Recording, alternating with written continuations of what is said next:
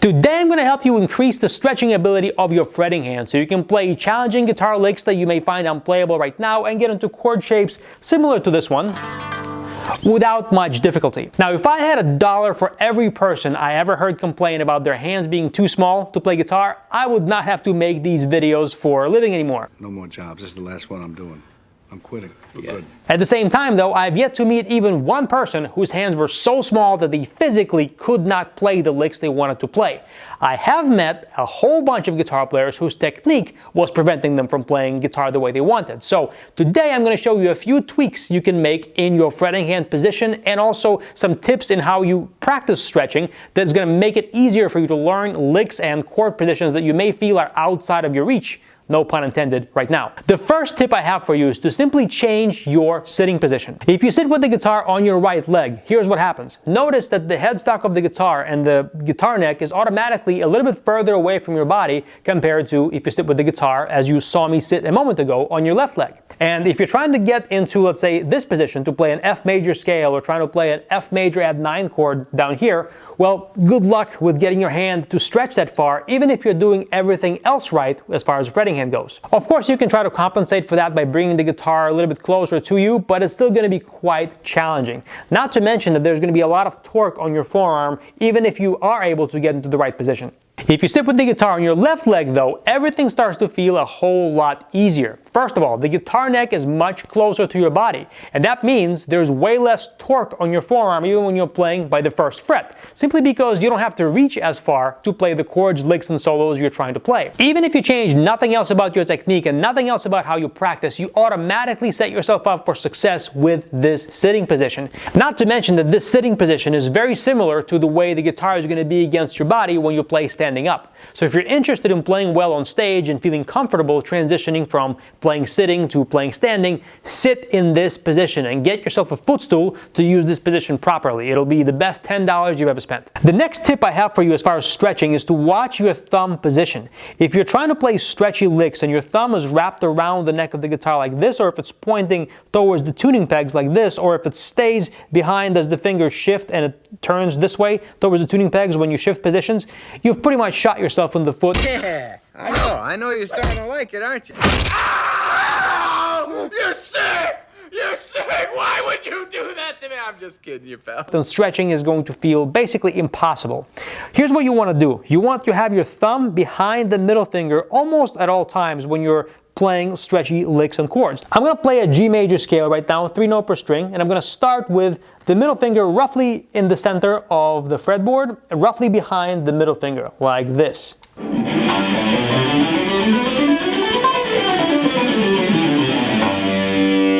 Notice how my thumb moved very little, and the only time it shifted was when my whole hand shifted by 1 fret, as I needed to do to keep up with the scale fingering. What I did not do is I did not just shift my fingers and have the thumb go horizontal like this. That's not what you want to do. If you're having a hard time even getting in these 3 note per string scale positions, first of all, make sure that your thumb is not in alignment with your index finger and instead in alignment with the middle finger. That's going to allow the hand to open up more. Because if you start with the index finger and the thumb in alignment, it's going to be very hard, almost impossible to stretch the middle finger, and then the pinky finger is going to have a long way to travel. But if you start with the middle finger and the thumb in alignment, everything's going to fall right into place.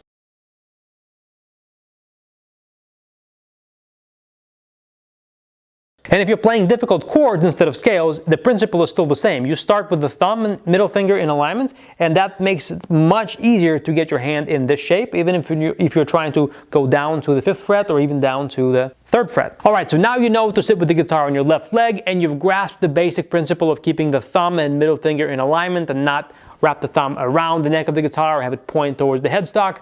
What next? From here, you want to do something similar to what I talk about with building speed, which is find your threshold of control, only with stretching this time. Let's say your goal is to play this A major add 9 chord right here, but right now it's too difficult to spread your fingers like this on the 5th fret and stay relaxed. What can you do?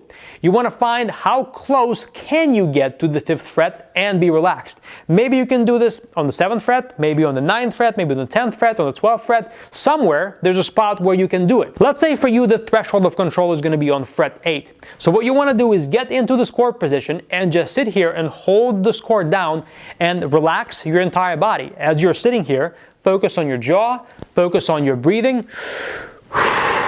Relax everything, make sure your shoulders are relaxed, make sure your legs are relaxed, and so on. And just sit here and relax into the stretch for about 20 seconds or 30 seconds.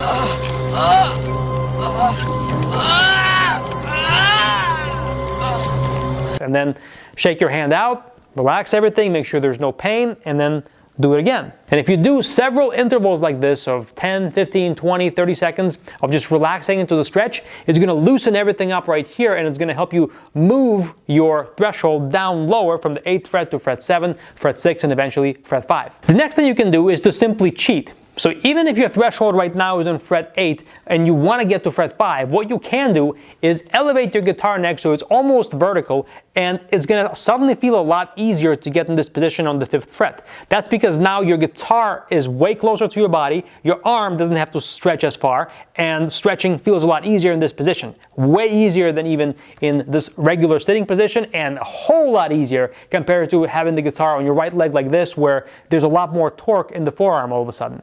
This is why, by the way, some top-level shredders like Paul Gilbert, for example, get their guitar in nearly vertical position to play certain licks and certain solos. And if someone like Paul Gilbert does it, the guy with extra long fingers, that should tell you something.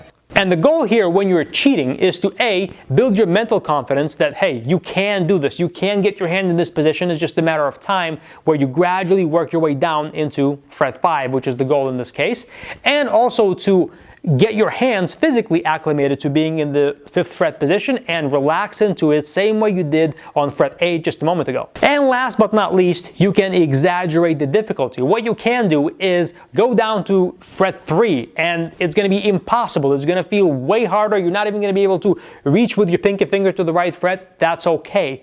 The goal here is to simply try and do your best to be relaxed in this harder than normal position to make the original feel much easier in comparison. And then what you want to do is you want to alternate between these 3 approaches, where you start with the threshold of control, do that for 20 seconds, then you cheat and get the guitar up high like this, then you go way down low like this, and then you go back to the original, then you go back to the threshold of control, and so on. And by alternating between these 3 approaches in the same practice session, just a few seconds of each one, that's going to help you relax into the stretch a whole lot faster than if you try to do this with crazy inefficiencies in your technique or sitting position, or if you even just use one approach instead of all 3. So there you have it, a few tips for making stretching feel a lot easier. Try them out, and I think you'll be pleasantly surprised by how playable a lot of the currently unplayable licks and chord progressions are going to start to feel very, very soon. If you want to improve faster as a guitar player without increasing your practice time, hit the link below. I'm going to show you 5 of my biggest guitar playing progress accelerators that I found over almost 20 years of playing and teaching guitar. And the less time you have to practice today, the more and faster these things will help you, because they'll help you squeeze maximum progress from each minute of your practice time. And the less minutes you have to practice today, the more each minute counts. So if you want to know what these things are, hit the link below and I'll show them to you. If you like this video, hit the like button, subscribe to this channel, and hit the bell so you're notified every time I upload a new video just like this for you. This is Mike Filipov, guitar practice expert from PracticeGuitarNow.com. See you next time.